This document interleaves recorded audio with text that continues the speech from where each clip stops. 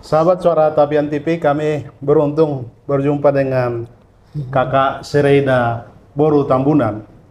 Dia adalah pernah menjadi anggota Dewan di Provinsi DKI dan sekarang juga bertarung, dan dia politisi dari PD Perjuangan. Kita akan berbincang bagaimana dia berjuang lagi untuk bisa terpilih kembali menjadi anggota Dewan di Provinsi DKI. Apa programnya dan apa yang akan dilaksanakannya? Horas kakak. Horas itu. Sudah lama tidak berjumpa. Kakak sibuk ya? Aduh, lagi masa-masa kampanye ya. Belum lagi sibuk di TPD. Kebetulan saya sebagai koordinator direktorat relawan di TPD. Jadi pasti sangat sibuk ya? Oh, sangat luar sibuk biasa. untuk memenangkan hati di beberapa kecamatan di Dapil ya. Ya, Lalu Dapil juga 8. tim sukses juga. Di kesibukannya masih diberi waktu untuk kami ya. Sebentar waktunya kita mau bertanya apa kira-kira yang kakak inginkan lagi, karena banyak juga keresahan masyarakat soal kesehatan, walaupun Jakarta ini kan menjadi pusat dari segala penjuru di Indonesia ini. Apa kira-kira catatan kakak sebagai politisi melihat kesehatan di Indonesia, khususnya Jakarta? Iya, sebetulnya harus dipahamin adalah dan harus disadari bersama bahwa orang sakit itu bukan orang yang sedang happy. Tapi orang sakit itu adalah orang yang sedang mendapat cobaan, orang yang sedang mendapat musibah, orang yang sedang mengalami kesusahan. Sehingga cara penanganannya harus dirubah. Contoh misalkan, kalau ada seseorang mau kredit motor, dia segala cara akan melengkapi berkas ini dengan gigih dan semangat supaya dia bisa mendapatkan kredit motor. Tapi kalau orang sakit, dia harus berupaya untuk menyiapkan semua berkas ini supaya dia mendapatkan pelayanan kesehatan yang layak. Sehingga dua mindset ini harus dirubah. Jadi orang sakit itulah orang yang sedang dapat musibah, orang yang sedang dapat bencana, orang yang sedang dapat segala-segalanya, dan itu yang harus butuh pertolongan yang ikhlas. Sehingga bentuk pelayanan yang diberikan kepada orang sakit adalah lebih kepada memberikan motivasi, mendorong dia, meyakinkan dia bahwa ayo kamu harus sehat supaya bisa memperbaiki ekonomimu. Kamu harus sehat supaya bisa beraktivitas kembali. Itu yang harus diberikan. Nah, sistem pelayanan kita masih lebih kepada melihat bahwa orang sakit itu bisa dikomersilkan. Ini yang salah dasarnya. Jadi pada saat misalkan mau ditanganin pun harus dicek dulu. Kartunya mana dulu, apanya mana dulu, itu harus dicek. Harus ditanganin dulu, dia kan warga negara Indonesia, udah cukup WNI, wajahnya WNI, udah WNI dia-nya. Tinggal dicek nomor NIK-nya berapa, oh dia WNI, udah otomatis ditanganin aja. Nah, terus kemudian yang kedua, sistem penanganan kita itu butuh waktu yang panjang. Contoh misalkan, saya ini ngalamin dengan rumah sakit itu berkali-kali. 2022 di bulan Januari, saya divonis kanker nasofaring. Saya datang nih ke satu rumah sakit. Di saat saya datang ke satu rumah sakit, terus kemudian bilang, itu kalau tidak salah di bulan Januari pas setelah selesai Lebaran Imlek. Terus kemudian saya datang ke situ. Terus kemudian mereka bilang, oh sebelum Imlek, Bu, Ibu nanti datang di pendaftaran nih.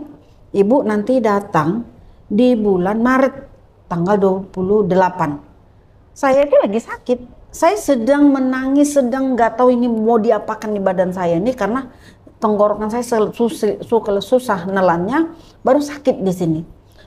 Tapi di saat saya pendaftaran, saya disuruh datang di tanggal 28 Maret. Padahal itu kejadian hari Januari. Saya marah sama dia. Saya bilang saya kesini sakit, bukan mau pariwisata, bukan mau jalan-jalan, tapi saya sakit gitu. Sehingga ya, pada saat itu saya diperlakukan gitu, saya telepon dirutnya. Saya udah nggak menjabat toh. Saya tanya nih, oh dirutnya ini. Saya terus udah, oh iya bu, maaf gitu. Nah, wakil direkturnya turun, tapi wakil dirutnya turun. Ini sekelas saya diperlakukan begitu. Gimana dengan masyarakat yang nggak ngerti dia harus kemana mengadu? Pada wakil dirutnya datang, terus kemudian saya dibawa ke dokter bedah mulut. Terus kemudian saya dibilang kanker nasofaring. Bayangkan jika kanker itu benar-benar terjadi kepada diri saya, sementara saya disuruh nanti akan datang ketemu dokternya di tanggal 28 Maret. Ada waktu Januari, Februari, Maret, 3 bulan yang harus saya jalanin. keburu mati saya di situ. Oke, umur di tangan Tuhan, tapi mungkin keburu sakit saya parah. Itu udah vonisnya begitu. Akhirnya, ibu pokoknya nanti ibu kalau ke RCM, ibu nanti akan ditanganin, akan apa, kalau butuh rujukan kapan saja pun ibu siap. Nah itu satu. Nah yang kedua adalah saya habis itu 4 bulan saya bolak-balik ke RCM. Ternyata puji Tuhan tidak ada apa-apa. Yeah. Terus kemudian ini semutan, semua sampai saya megang air di gelas itu bunyi tik tik tik seperti setrum. Saya pergi ke dokter, saya bawa anak saya. Terus gimana dokter? Terus dokter bilang, oh bu, ibu kemungkinan autoimun. Bayangkan rumah sakit kita itu bisa memvonis tanpa analisa, tanpa hasil lab, tanpa apa, tapi saya divonis. Menurut orang, mungkin menurut dokter itu, mungkin autoimun itu dikatakan autoimun itu biasa. Tapi menurut saya itu ada penyakit yang apa lagi ini yang membuat saya khawatir. Tapi saya bilang, terserah deh dok, saya divonis sama aja terserah. Menurut saya, logika saya, mungkin psikologi saya nggak beres pada saat saya penanganan divonis kanker nasofaring. Karena setiap hari saya harus pergi ke rumah sakit untuk pemeriksaan ini, seminggu lagi periksa ini, seminggu lagi periksa ini. Terlalu lambat rumah sakit kita memberikan penanganan. Kalau pasiennya antri, itulah yang harus diperhatikan oleh Pemprov DKI Jakarta maupun nasional, menyiapkan alat dan tenaga medis sebanyak-banyaknya. Penting itu, Kak ya. Lalu pertanyaan berikutnya, saya ingat waktu aktivis mahasiswa Kakak juga mendalami soal pertanian ya? Iya, saya di STN Serikat Tani Nasional. Kota Jakarta relatif pertaniannya tidak banyak, walaupun ada. Tapi mungkin hubungannya dengan perikanan karena di pinggir laut misalnya. Iya. Lalu pikiran perbaikan kota tua misalnya, ada bangunan-bangunan tua di Jakarta ini, apakah pikiran Kakak sebagai politisi? Ya sebenarnya itu harus dibenahi secara menyeluruh ya. Artinya segala stakeholder, semua stakeholdernya baik dinas pertaniannya, baru kemudian pariwisata, kebudayaannya, ini kan harus duduk bareng ya. Jadi menyelesaikan masalah kan tidak bisa satu, karena daerah Jakarta itu kan dermaganya ada. Baru kemudian daerah Jakarta itu kan daerah pariwisatanya adalah belanja, ya kan. Jadi orang belanja itu adalah bagian dari pariwisata, karena semua orang belanjanya di daerah Jakarta, terutama Tanah Abang, terus kemudian Muara Angke untuk ikan dan lain-lain. Nah, yang harus dipahami adalah bagaimana juga DKI Jakarta bisa menikmati hasil daripada perikanan itu, hasil daripada menjala itu, ikan yang terbaiklah diberikan untuk warga DKI Jakarta. Nah, baru kemudian yang kedua adalah bagaimana tempat-tempat penataan dagang ikan itu, karena dianya sistem jual basah kan, tempatnya pasar basah, itu harus diperbaiki lebih nyaman. Sehingga orang saat ini masyarakat Jakarta malas untuk makan ikan. Itu bisa jadi misalkan tempat pembeliannya juga tidak begitu nyaman untuk dia. Baru kemudian tempatnya terlalu jauh. Sehingga ini harus dipikirkan. Nah, kalau ini misalkan dilakukan dan juga dibenahi, karena Jakarta juga daerah pesisir yang itu dilewati oleh para nelayan-nelayan kita, ini kan bisa menjadi juga bagian dari tempat pariwisata. Nah, yang kedua adalah banyak juga daerah-daerah yang memang seperti Kota Tua dan lain-lain, itu kan daerah lintasan. Kalau orang mau ke Muara Angke itu kan juga dilewatin. Terus kemudian ada daerah sisi-sisi yang memang harus dilintasin yang berkaitan dengan heritage atau kota-kota tua yang ada di DKI Jakarta. Nah, ini bisa harus satu kesatuan itu bisa langsung dibenahi. Artinya apa? Kita memang tidak bisa hanya melihat bahwa oh ini ada pedagang ikan, enggak. Tetapi bagaimana misalkan tempat pedagang ikan itu juga nyaman untuk bagi konsumen. Jadi yang datang membeli ikan itu, yang mau makan ikan bakar dan lain-lain, bukan hanya orang bermobil mewah. Tapi bagaimana masyarakat kita ini juga menikmati ikan itu karena gizi dan proteinnya itu cukup untuk memperbaiki tubuh kita untuk pertumbuhan. Hubungannya juga kesehatan ya? Iya, pertumbuhan dengan anak-anak kita, kesehatan. Ini kan sangat sulit nih ditembus. Sehingga pada saat nyampe ke pasar-pasar yang ada di daerah Jakarta Selatan maupun apa, itu cenderung lebih kepada ikan-ikan yang sudah mungkin ya udah cukup nggak begitu bagus lah. Jadi hanya Iya, tidak cukup bagus ya gitu. Nah, yang kedua harganya terlalu mahal sehingga kalau yang udah kesini ya mungkin ada pilihan-pilihan yang keberapa sehingga orang terjangkau untuk belinya. Nah, ini kan tidak bisa juga kita biarkan seperti itu. Bagaimana harga ini bisa terjangkau sehingga masyarakat Jakarta memakan ikan sehingga proteinnya, gizi dan proteinnya itu bisa seimbang untuk pertumbuhan dan perkembangan, dan itu berkaitan juga dengan kesehatan. Kalau rakyatnya sehat kan nggak perlu orang ke rumah sakit. Bila perlu rumah sakit kita tutup supaya rakyatnya berlomba-lomba untuk sehat. Gitu. Baik, Kak. Satu lagi pertanyaan tentang Jakarta, khususnya sebagai ibu kota negara juga, dan sudah direncanakan dan sudah berjalan sekarang pembangunan IKN itu. Apa pendapat Kakak sebagai politisi melihat Jakarta memang sangat macet begitu? Ya, saya pernah ke Canberra. Ya. Canberra itu kan daerah pemerintahan. Ya. Jadi memang ya di situ orang kuliah, kerja dan lain-lain. Nah, kalau kita kan itu pusat ibu kota, di situ juga pusat belanja, di situ juga pusat pemerintahan. Itu yang akhirnya membuat kredit. Kalau kita memecahkan persoalan kenapa macet, ya satu pejabat saja berangkat pulang udah berapa mobil di belakangnya. Satu anggota dewan aja sudah berapa mobil yang di dalamnya. Artinya kita anggap misalkan dari 500-an, kita anggap misalkan 100 yang pakai patwal, udah berapa. Begitu juga dengan yang lain-lainnya. Sehingga ya sangat kredit memang situasi itu. Nah, yang kedua, belum lagi misalkan eselon apa segala itu udah mobil-mobil khusus gitu. Nah, yang kedua adalah memang kan tidak luas. Jakarta itu kan tidak, dianya jalur yang dilewati itu hampir semua itu adalah lingkaran yang ada di ibu kota ini saja. Contoh misalkan ya dari kita anggaplah misalkan Cikini, terus kemudian sampai dengan misalkan Kota Tua, itu kan cukup sempit. Sehingga di saat dianya dibikin satu jalur pun ketemunya itu lagi jalannya. Belum lagi busway kita, belum lagi apa, makanya pemerintah menyiapkan banyak transportasi umum yang dibuat untuk nyaman. Nah, yang kedua adalah kenapa misalkan kalau saya sendiri ya mendukung itu dipindah ke IKN itu. Nah, tinggal bagaimana konsep pemerintahannya. Kalau sekarang dibilangkan sekian tanah itu sudah milik Prabowo, jangan ada monopoli. Jangan ada monopoli. Nanti akhirnya rusak lagi itu. Konsep yang demokratisasi yang kita inginkan adalah bagaimana itu tidak dikuasai oleh berapa orang. Itu yang sekarang terjadi. Kerusakan-kerusakan itu kan yang terjadi itu. Baik perkebunan kelapa sawit, baik perkebunan yang lain. Akhirnya apa? Masyarakat kita, rakyat kita ini kan hanya sebagai buruhnya. Hanya pemetik buah, hanya sebagai tukang pembersih-bersih kebunnya gitu. Tiba untuk panen kan di mereka. Nah, begitu juga dengan IKN. Banyak informasi mengenai bahwa itu adalah miliknya Prabowo, itu harus dituntaskan. Jangan, kalau memang itu akhirnya terus itu terjadi, masalah yang di Jakarta ini hanya kita pindah ke Kalimantan, hanya pemindahan saja.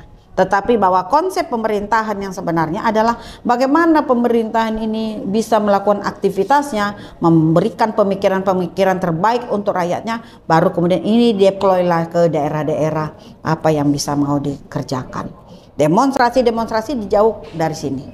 Tapi bahwa misalkan apakah rakyat bisa, mahasiswa boleh melakukan protes? Silakan melakukan protes. Pemerintah di pusat maupun yang misalkan itu di IKN, mereka juga harus dengar. Jadi bukan orang harus berbondong-bondong datang ke IKN, tapi mereka datang pun misalkan ke beberapa kantor-kantor perwakilan lain, itu adalah sebetulnya ke IKN. Bagaimana kita responsif dan tidak anti kepada kritikan, itu yang harus diperbaiki oleh pemerintah.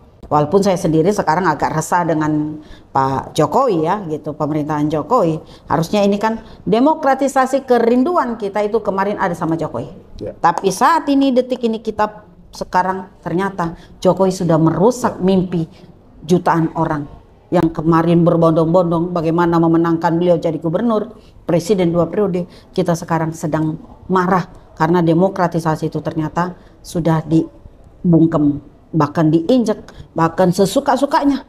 Sehingga statement-statement bilang presiden boleh kampanye, boleh berpihak, sudah rusak kita ini. Saya nggak tahu konstitusi yang mana yang lagi diikutin oleh presiden. Sebaiknya itu sudahlah, di stop ucapan-ucapan seperti itu, dipelajari lagi Ya. kita ini sedang memperbaiki negara kita. Suara Tapian TV ini kan kami bangun dengan slogan budaya untuk kemanusiaan. Seingat saya ideologi PDI Perjuangan itu, di mana kakak juga bernaung, ada apa slogan atau memang itu ideologi berkepribadian budaya? Apa inti dari berkepribadian budaya itu? Kepribadian budaya. Berkepribadian. Nah, setiap kita kan punya kultur masing-masing. Ya. Setiap kita kan punya adatnya masing-masing. Iya. Tetapi semua adat yang kita pahami itu adalah bagaimana menghormati orang lain dan menghargai orang lain. Nah, kekuatan itulah sebetulnya yang harus dibangun oleh PDI Perjuangan. Bagaimana kita menghormati orang lain dan juga orang lain juga menghormati kita. Nah, di saat misalkan keputusan-keputusan itu tidak untuk kepentingan orang banyak, itu kan tidak menghormati orang lain. Kalau keputusan-keputusan itu ternyata kepentingan itu ternyata hanya untuk kepentingan berapa orang, itu kan tidak menghormati orang lain, gitu loh. Jadi punya kepribadian sendiri. Jadi kalau PDI Perjuangan itu kuat dengan ideologinya, ideologi kerakyatannya, ideologi peduli terhadap rakyatnya, ideologi terhadap kepentingan yang lebih banyak. Gitu. Dua pertanyaan saya terakhir, Kak. Soal perempuan. Perempuan ini kan punya pemikiran yang sangat harus didengar begitu, tapi tidak banyak yang politisi berperan.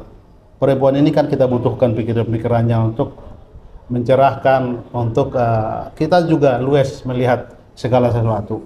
Lalu kemudian saya ingin bertanya juga pendapat kakak sebagai politisi, etika politik, karena ini lumayan kita napikan begitu. Iya, saya sepakat ya, bahwa saya juga selalu sampaikan bahwa perempuan berpolitik itu bagaikan seorang ibu yang sedang mengandung. Seorang ibu yang mengandung itu bukan proses yang gampang. 9 bulan, 3 bulan dia harus merasakan masa adaptasi. 6 bulan kemudian dia harus menunggu dengan penuh harapan yang dilahirkannya adalah orang yang paling luar biasa, yang paling baik, punya prestasi, cinta sama orang tua dan cinta pada seluruh rakyatnya, terutama cinta pada Tuhan ya. Nah, ini harapan-harapan yang tinggi. Nah, di saat kondisi seperti itu, di tengah-tengah perjalanan dia juga mengalami gejolak, persoalan dengan keluarga, persoalan dengan tetangga, persoalan dengan orang lain, tapi dia harus tetap memberikan motivasi kepada kandungannya, memberikan semangat pada kandungan, ayo kita sehat, ayo. Di saat dia tidak punya duit pun dia selalu berdoa, Tuhan tolong aku dan kandunganku. Itu selalu dilakukan. Nah, berpolitik bagaikan seorang ibu yang mengandung itu lebih ikhlas dan tulus, jauh-jauh lebih ikhlas dan tulus. Bagaimana seorang perempuan berjuang karena dia merasakan bagaimana proses dia harus mengandung seorang bayi, bahkan sampai besar, bahkan sampai dia hidup masih dia lihat anaknya, pasti masih ada keberpihakannya terhadap anaknya. Itu cara berpolitik seorang ibu.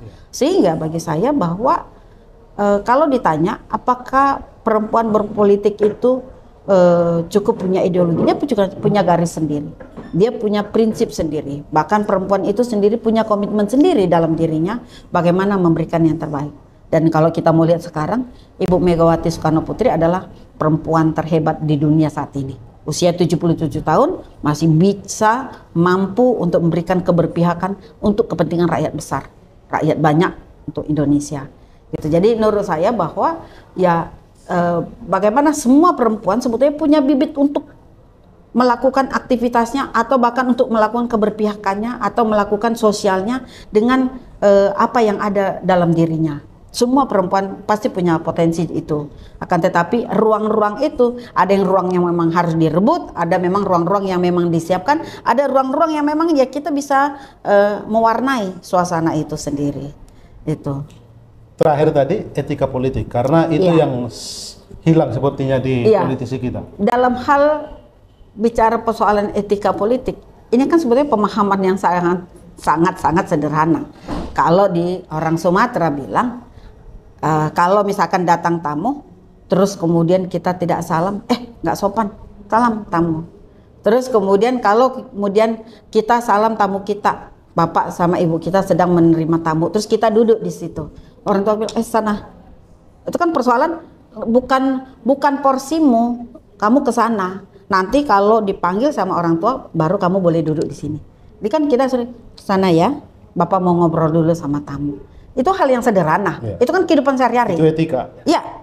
Dan itu kehidupan sehari-hari. Jadi kalau misalkan kita bicara persoalan etika politik, itu tidak bisa dilepas dengan kehidupan dia sehari-hari. Bagaimana lingkungannya, rumahnya, rumah tangganya, baru kemudian itu bisa diterapkan di luar. Nah, di Indonesia itu sering sekali menjadi pembahasan seakan-akan itu kayak masalah baru, seperti masalah baru. Padahal sebetulnya kan kehidupan. Adat istiadatnya, bagaimana kita bisa menghormati yang satu dengan yang lain. Nah, kita kan sudah lihat nih, misalkan ya, pada saat debat-debat capres-capres ini, terus kemudian ada statement mengatakan, ya masa Bapak profesor, bagi saya itu tidak punya etika. Mendapatkan gelar profesor itu bukan mendapatkan seperti kita mau butuh minum, terus kemudian kita dapatkan air minum, enggak. Pilih tinggal toko mana, tidak. Itu kan proses yang panjang yang harus dilakukan. Sehingga kita bahwa akademisi itu mendapatkan gelarnya, bagi saya itu adalah prestasi. Yeah. Prestasi, sehingga itu tidak perlu menjadi bahan ledekan, tidak perlu menjadi bahan yang perlu diremehkan, tidak perlu. Itu tidak punya etika. Nah, begitu juga misalkan bagaimana kita menghormati orang yang lebih tua dari kita. Kalau kita misalkan menyampaikan gagasan, menyampaikan ide, sah-sah saja. Itu pun kan misalkan kalau anak-anak saya bilang, "Ma izin Ma mau ngomong." Ya udah. Dan kami punya ruang misalkan saling kritik otokritik, terutama orang Batak ya, malam tahun baru ya. Jadi udah siap-siap nanti kalau ngomong A, ngomong B, ngomong C itu udah siap-siap. Nah, itu kan bagian dari bicara persoalan etika politik karena adat yang kita bangun. Situasi yang kita bangun, bagaimana yang satu menghormati yang lain, baru kemudian bagaimana yang satu menghargai dan juga menghormati keputusan dengan yang lain. Oke, baik Kak, terima kasih. Begitu bincang-bincang kami dengan Kakak Sereda Boro Tambunan, seorang politisi perempuan Batak yang hebat dan maju menjadi calon anggota dewan lagi di Provinsi DKI. Mudah-mudahan terpilih Kak. Oh ya, mohon doa ya untuk seluruh warga DKI Jakarta, Dapil 8.